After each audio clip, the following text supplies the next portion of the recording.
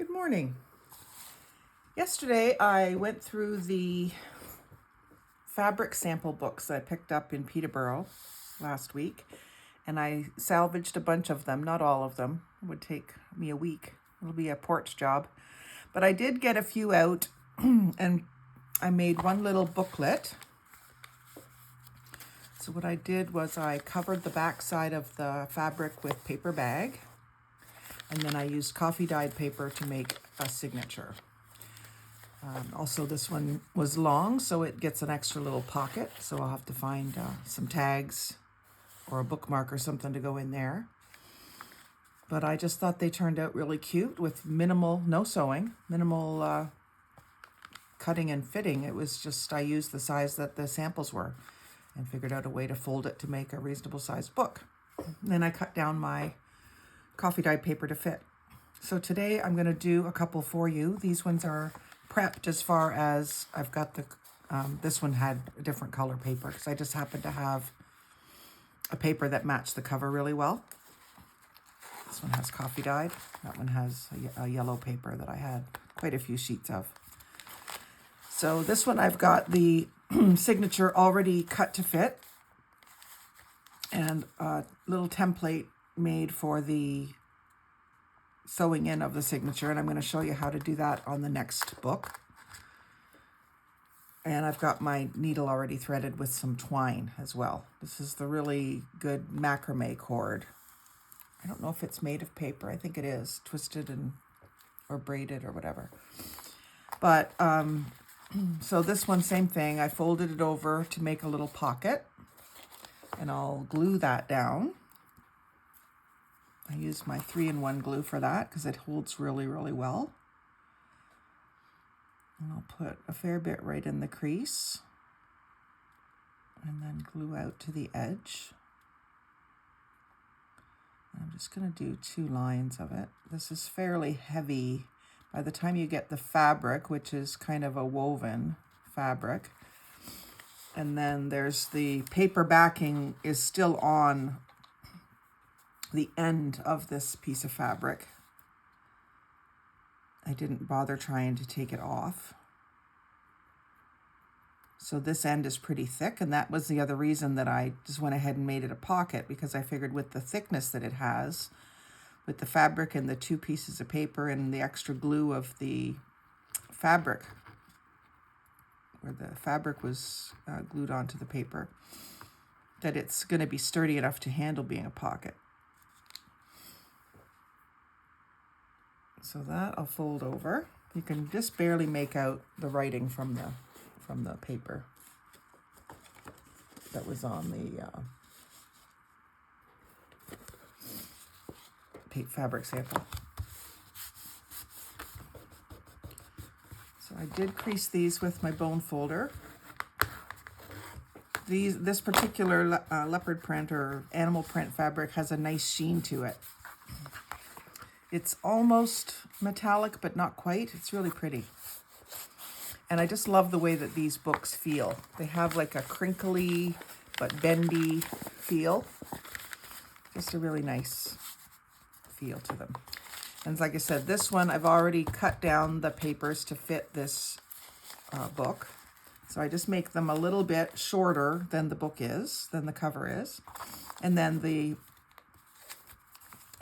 template to make the signatures needs to be the same width. This one, because these are torn edges, it's not exact, but you can see where I've got the 3 dots in there.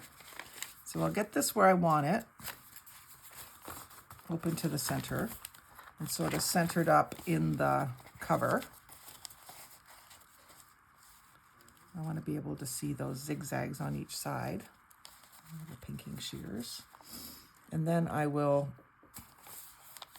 clip it so that it doesn't move on me.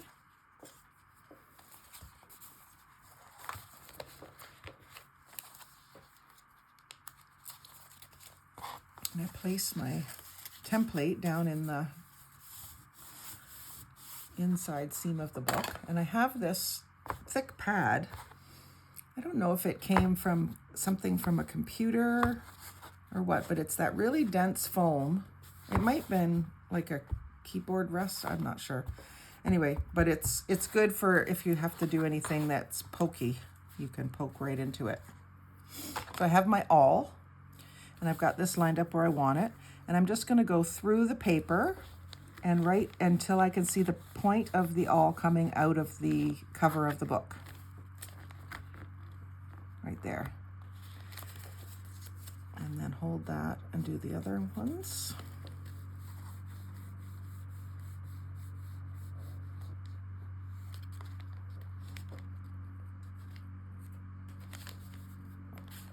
Make sure it's still lined up. When you've got all three of them poked, you can leave one in. Take out your template. Unless, you know, I've been toying with the idea of making a decorative template where you would have a wider piece and then have the, use a punch to make the edge like lacy, and then you could leave your template right in. So then to sew your 3-hole pamphlet stitch, you have I do about 4 times the height of the book in cord. Some people have said less than that, but I like the extra. If I want to tie a bow, for instance, that I've got it. And usually the extra little offcuts I can use to make a little mini notebook. So you go through the center from the inside. I want the bow or the knot to be on the inside of the book. So I'm going to start on the inside and leave a tail. Don't pull it all the way through. And then go down either to the top or the bottom, it doesn't really matter, and go back in the same hole that you just poked. Pull that all the way through. Sometimes it's hard. These holes are, this is a thick eye on the needle to get the cord through it.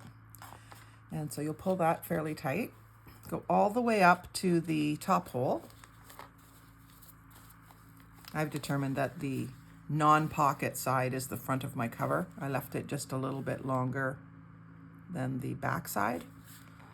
So that's why I'm calling that the top hole. It doesn't really matter if the book is symmetrical. And pull that all the way through. And then you're going to go back in the center hole, and you'll see that this string is on the left side of the book. And I want to make sure that when I go back in the center hole, that this needle comes up on the other side of the string. I'm going to make my knot over the string.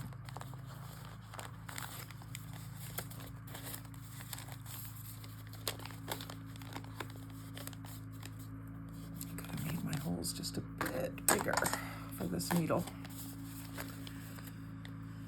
Okay, so pull that through and pull the tail through.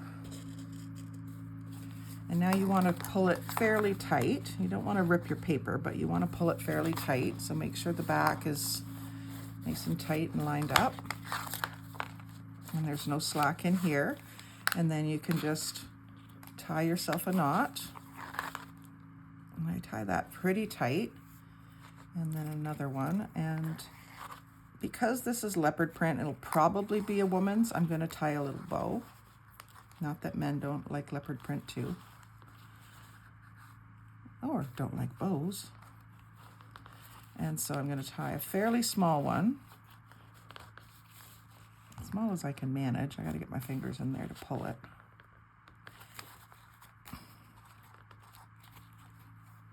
And then I'm going to cut it off about 3/4 of the way across the page. I don't really want it sticking out of the book, but you could, if you wanted to, leave it extra long and put a dangle on it or something. It could almost be like a place marker in the book. Then you can take your clips off and give it a squeeze, work it in a bit. But I just love the way that they feel. Now, of course, you could sew around the outside edge. I used Fabri-Tac glue and went right to the edge with my glue spreader. So I'm not too worried about them coming apart. And it's a temporary notebook for most people. It would be like something to throw in your purse to jot down ideas or notes or to-do lists or something like that. So it's not a forever kind of book anyway, but I suppose you could write your hopes and dreams and make it something more permanent. But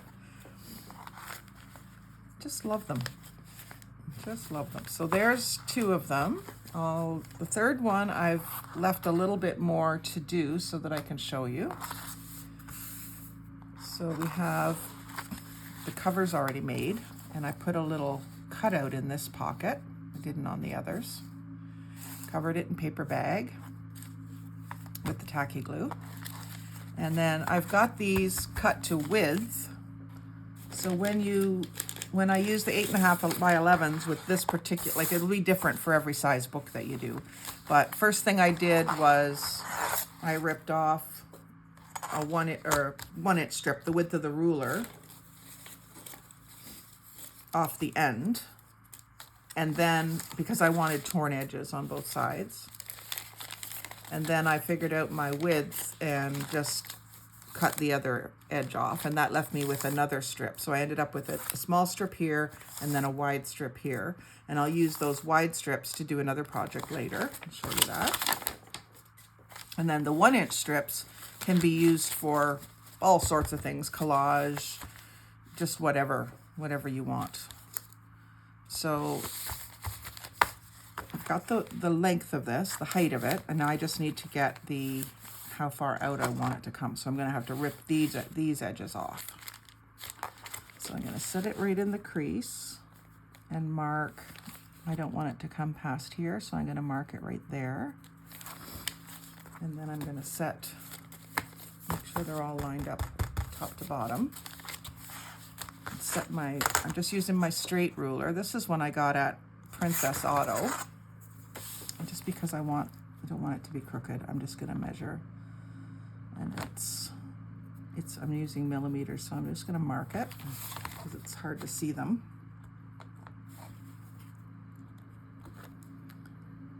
And this is just so that I get this lined up and it doesn't go, like I don't go like this or like this. I got it kind of straight. And then you just hold down very firmly on the ruler and pull up. I'm just doing one piece first. So you'll also end up with little pieces like this if your book size is the same as mine. But if your book is wider, if you didn't do the pocket, you might not need to do this ripping. So now I've got a couple of pieces because I see that it's going to cooperate. So I'm taking a couple at a time. The other thing these little strips can be used for, excuse me, is tiny little micro notebooks, which can be used to dangle off of a larger book, or just, you know how anything mini is cute. So you can do a really elegant, old-fashioned looking book, but in miniature with the coffee dyed paper. So now I've got those ripped. Some of the back ones are not perfect, but I'm okay with that. I can, rip little bits off if I want, but the whole point of it is that it's not perfect. That's what I love about this craft, the way that I do it. I know some other paper crafters that are more precise and aren't happy unless it is, but this floats my boat. Okay, so then I'm going to show you how to make your template. So I'm going to take the pieces that I just cut off of this paper, and I'm going to fold it in half lengthwise, and then fold it in half the other way. And that gives me my center hole location. And then the end holes can be whatever distance you want them to be from the top and bottom of the book. As long as they're the same is all I care. So I fold that over, both of them over at the same time. And you can crease it with your bone folder, but it's not really likely to go anywhere on you. And then I open it up. And because I've got 58-year-old vision, soon to be, I mark where I need to poke, right on those intersections of those folds. And then I go ahead and put my papers in my book where I want them. Find the center, open it up to the center.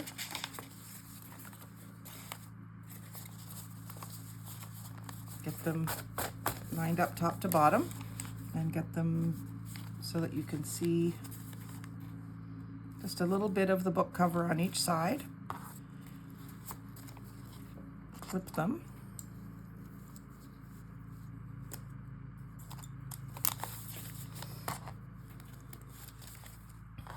And then put your template in the middle. You can clip it too. I find it doesn't really move too much. Get your awl and do some holes. I think I'm gonna let my awl go all the way through so that I'm making a bigger hole in the cover. My needle.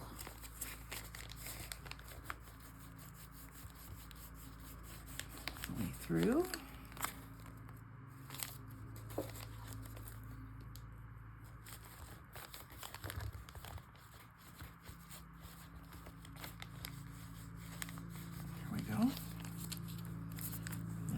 Take the template out and put one of these in just to hold it in place until you get your needle in there.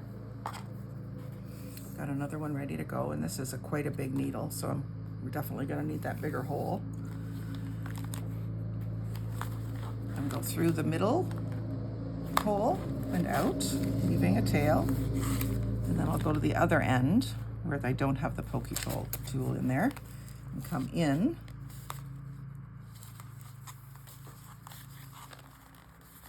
That's a lot easier with the bigger hole. And then all the way to the other end so that can come out.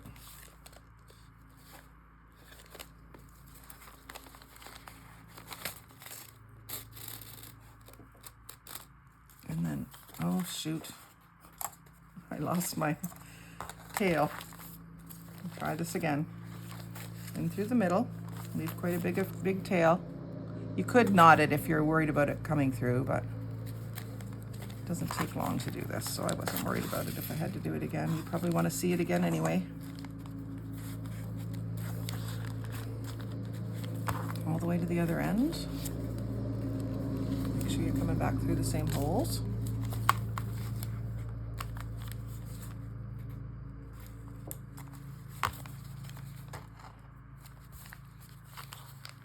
And then back in the middle and on the other side of the string.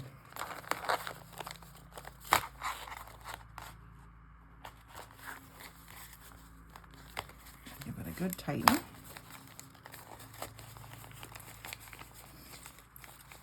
This one has almost a rose gold look to the leopard print.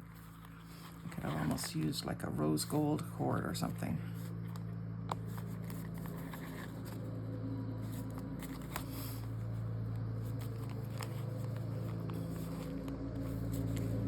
The lawnmower. I always try to do a movie as soon as he gets on the lawnmower because then he's not likely to interrupt. I have a sign out too. I got a little sign at an estate sale recently, and I made a little sign that says shh, YouTubing. And then I have another little orange post-it note that will catch his attention that says filming. So that if he comes in the back door, he can see that he shouldn't just barge in here. So that's that one. I like the mottled look of these papers. And like I said, I'll go through my ephemera and find some little things to stick in these pockets, but people could use it to save receipts in or whatever. Whatever, depends on what they're using it for, right? So there's those three. Basically all the same. This one is a little wider. This sample must have been a little wider. But they're all the same height because that's the width of the sample book. So I just thought those were just adorable. So then I've got another one ready with a different kind of paper. This one, I didn't do the pocket. I don't remember if I was able to get, yeah, I must have been able to get the paper backing off of this one, so I just decided to do this one as a book this size, so it's a little wider than these ones. And I just love this sort of burlappy linen look with the leaves on it. And I have this print in a couple other colors. That's the other nice thing about the fabric sample books. You get coordinates and you get a few different colorways of each print usually.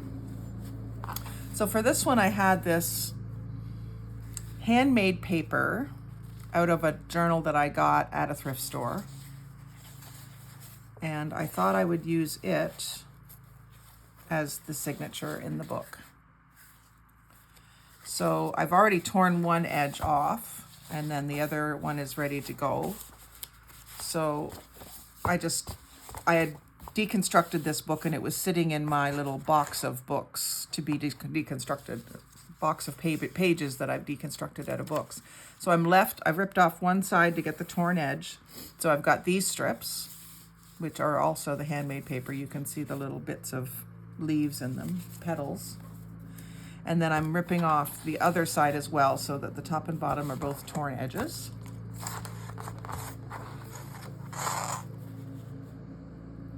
So I'm just lining it up, and I'm just tearing it just like that.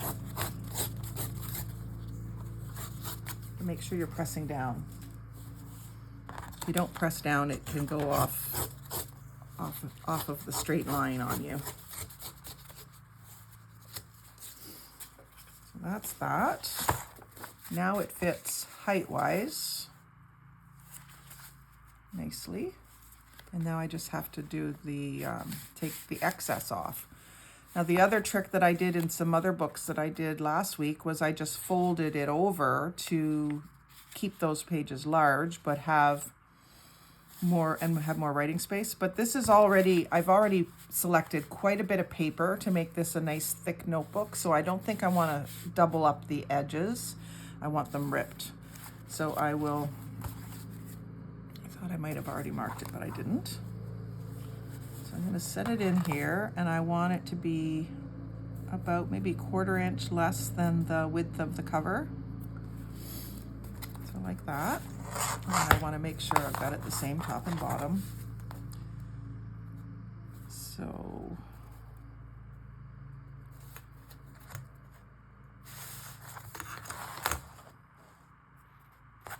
it's right about 11. Just before. I like this ruler because you can write on it and then just erase it off instead of having to actually measure. See, there's some other marks that I've made before for different things, and I don't need them anymore. I can just erase them. So now I'll rip these off. I'm leaving the pencil marks showing so that when I tear this away, they're gone.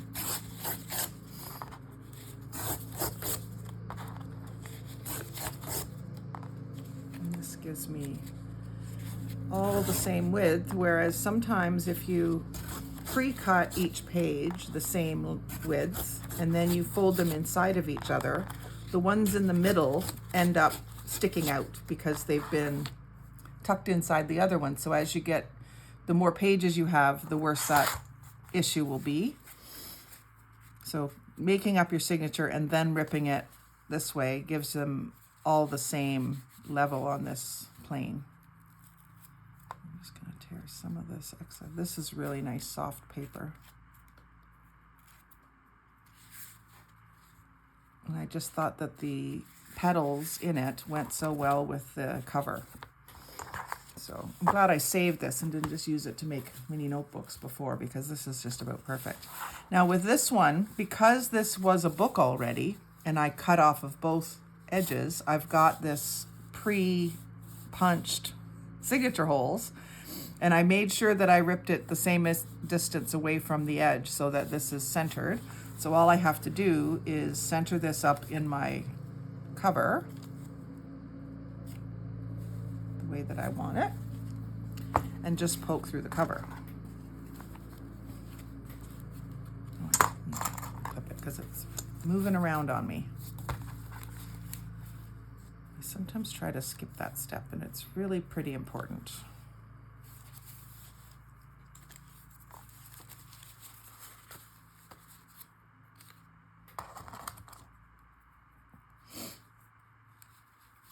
There we go. And then right through, because I've got the big needle.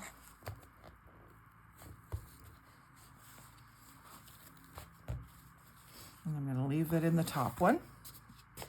And I think I do need to thread my needle for this. I have this, is this long enough? 1, 2, 3, 3.5. It'll work. I always have extra left over. I get my big needle. I usually just squash the end a little bit with my teeth. I know that seems gross, but that's gonna get cut off anyway. Just flatten it so it'll go through the head of the needle. The other trick, if you're doing up a bunch of them, is to put a little glue on the needle or on the end of the cord so that it doesn't fray, and it makes it stiff enough that you can poke it through. I used to do that when I was crocheting with beads on all sorts of different string. And I'm thinking I might want the little knot on the out. Now I'll leave it on the inside. So if you want the knot on the outside of the book, you just start on the outside and go in instead of this way. And then it might be hard to see these holes because the linen almost repairs itself. There it is. Don't let that pull through.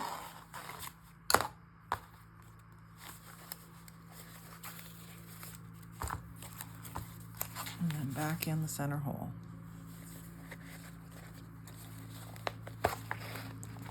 So I'm hoping to be able to sell some of these at the Green Turtle Market locally here in Alderville.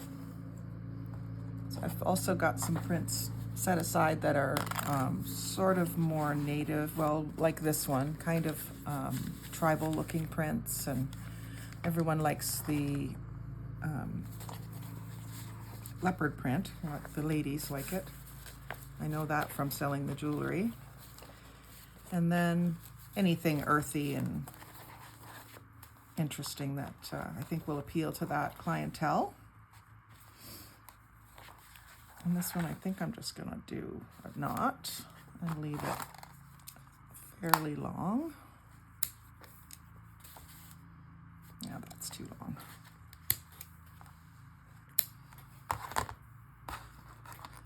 And then I'll take all my needles and put them back with my cord.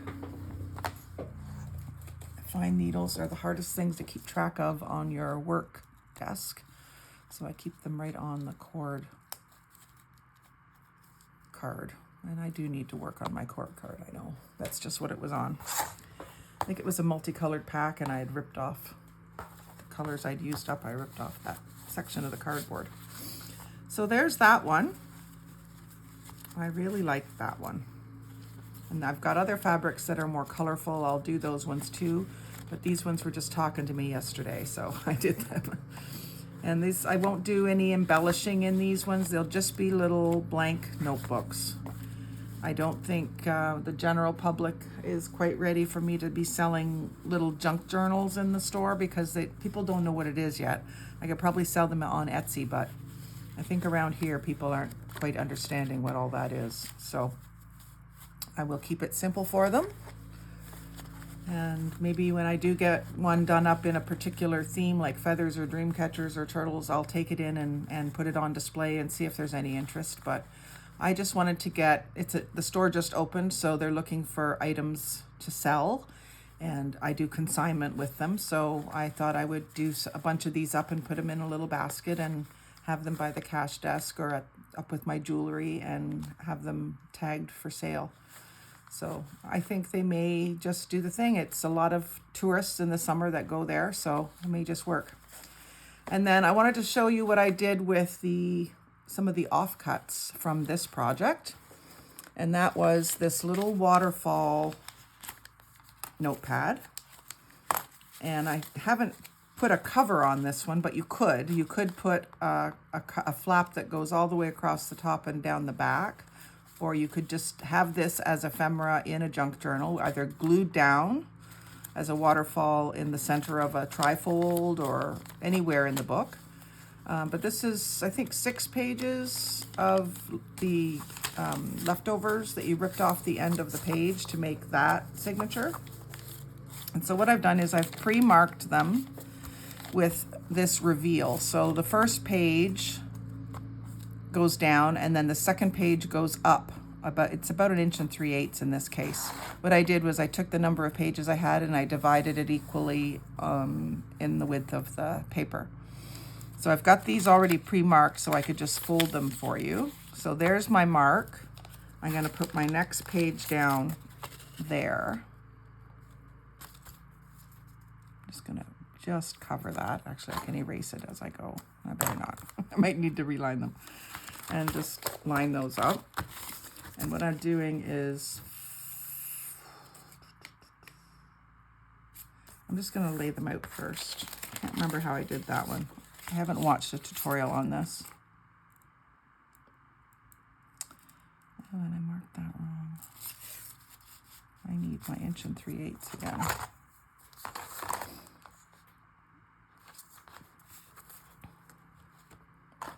So it's actually about 1 1/4. I'm going to use this edge because that's what I have. It's easier to see. So I'm just going to bring that third page down to that point. And then move that up and line it up with the edge of the new paper. And bring it down. Now you can see this one on these pages, this side is ripped and this side is not. And you can see where I coffee dyed, how it absorbs extra dark on the edge. I kind of like that look, so I just left it.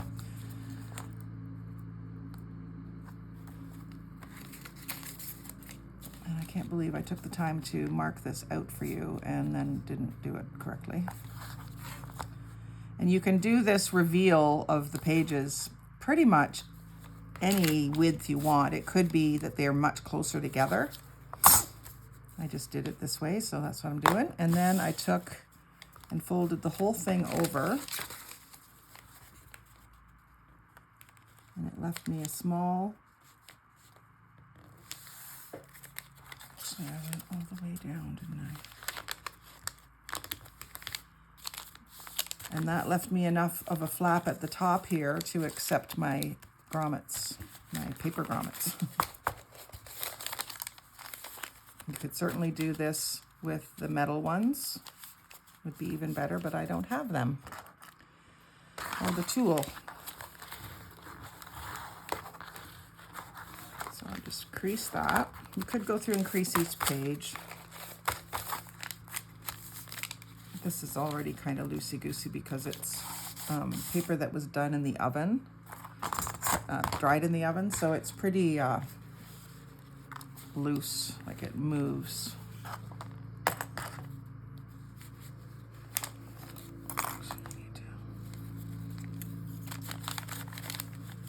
Just kind of roughly line it up, and then center this up.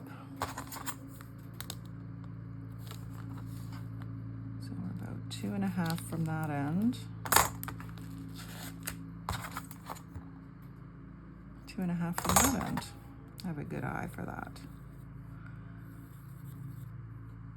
And just, you could punch it with the paper clip in place, but I'm just going to mark myself roughly where I need to punch. My paper punch.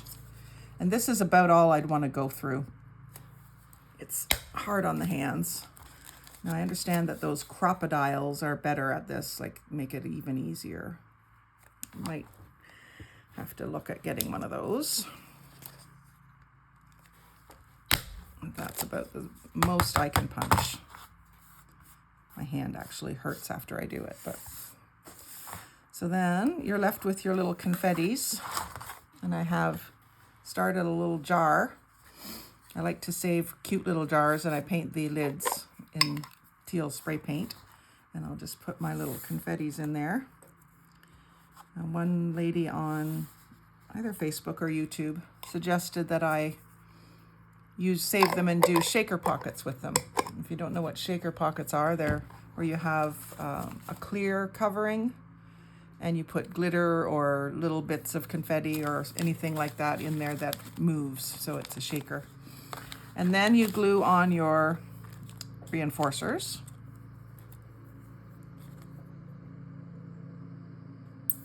And I use the 3-in-1 glue for that. It dries really fast. And it has a very small nozzle, so I find that handy for these little tiny things. Actually, when I was doing this yesterday, I was using the tweezers. I have not practiced much with tweezers, but I did find that it helped for holding on to the little item. And then it'll let you put it down right where you want it. You say practice with anything like this, you kind of have to practice at it.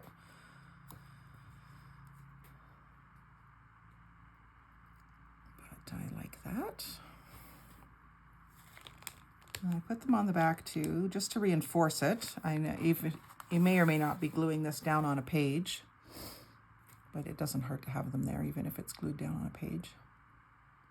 I could also see them just clipped into a page, into a book, instead of glued down. And then with this glue, you do have to keep it capped because it dries out. It goes like rubbery. So now I can unclip and run some string through. And I'm just going to use the leftover piece from one of those journals that I just made. And I don't even need to thread it because the holes are nice and big. I'm going to go in from the back into the front and just tie a knot. And you could go through a few times, play around with different textures to use here. I just like the simple beige tones of this combination. And this isn't even very tight, but it's not gonna go anywhere. And these ones I cut off fairly short.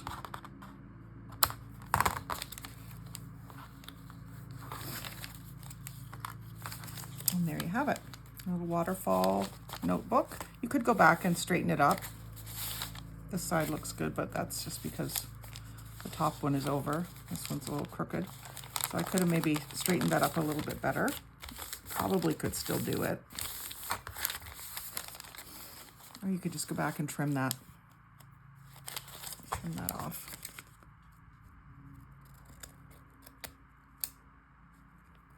Hard to rip off a small amount like that, but here, that's better. It looks so messy. And then you've got, you know, varying sizes of paper, front and back, that you can draw on, write on. You can also kind of tuck things in between if you had like receipts and stuff that you were saving. Take a receipt and tuck it in there. You could make these big enough that you have sort of a tuck spot for each day of the month or whatever. Anyway, I just thought that was pretty. And of course you can decorate them more. These are kind of basic, but I'm in the stage of learning how to make them. And then I can go back, if I make a bunch, then I can go back another day when I'm in decorating brain mode and decorate them up pretty. Like these would be nice with a half of a lace doily, a paper doily coming over the top. Even with these punched into it, it would be cute. So there's all sorts of things you can do with them. So I hope you enjoyed these ideas and my fabric scrap sample journals. I hope you like that idea. And if you have a upholstery place in your area, quite often, several times a year, they're going to be getting new samples in and other ones are going to be discontinued, so that you may be able to pick some up cheap or free. In this case, they were free, which is awesome. I'm going to take some of these little notebooks up to them as a thank you to the girls in the store. So thank you for watching. First of all, I hope that you will like and comment and subscribe to my videos. Share them with a friend who you know will love these ideas. And have a great day.